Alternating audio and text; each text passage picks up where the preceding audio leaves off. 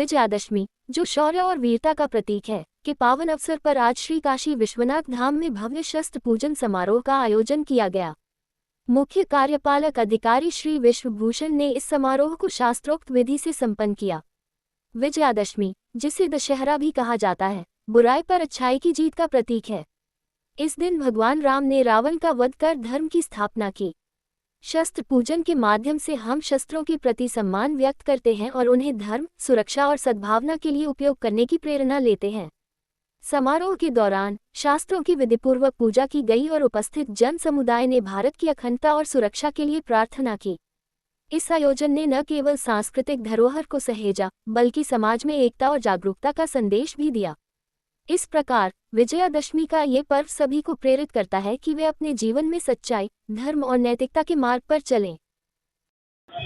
विजयादशमी पर्व पर सनातन धर्म में शस्त्र पूजन का विधान है। इस दिन देवी दुर्गा को देवताओं के सारे जो दिव्य अस्त्र थे वह उन्होंने ग्रहण किए थे और महिषासुर का मर्दन किया था। इस तिथि का दूसरा महत्व भी है, किसी दिन रावण का वध हुआ था, रावण पर भगवान श्री राम ने विजय प्राप्त की थी। तो शस्त्र संधान और शस्त्र की शिक्षा और धनुर्वेद का अभ्यास यह सनातन धर्म में प्रारंभ से धार्मिक कर्तव्य ही माना गया है। तो शस्त्र की पूजा, शस्त्र का प्रदर्शन और शस्त्र का प्रयोग, इसको करने के लिए प्रवीण होना चाहिए।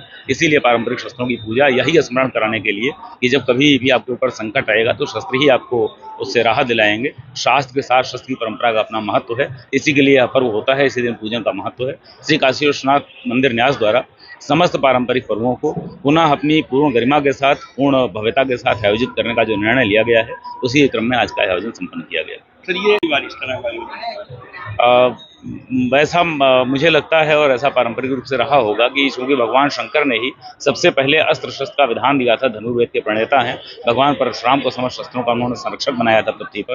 तो निश्चित रूप से शिव के धाम में तो यह परंपरा प्राचीन रूप से रही ही होगी, परंतु बीच में कुछ समय जो हमारी परंपराएं खंडित हुई, मंदिर का आप जानते हैं कई बार विध्वंस हुआ, कई बार निर्माण हुआ, तो इसमें कुछ परंपराएं हमारी बीच में छूट गई थी। श्री काशी विश्वनाथ मंदिर न्यास यह मानते हुए कि विश्वेश्वर महादेव का धाम है, तो विश्व के सभी उत्सव, सभी सनातन उत्सव यहाँ पर निश्चित रूप से आयोजित किए जाते रहे होंगे। पुनः उन्हें प्रारंभ किया जा रहा है। जो कुछ चीजें बीच में रुक गई थी, उन्हें पुनः प्रारंभ करके पूरी गरिमा के साथ पुनः स्थापित किया जा रहा है।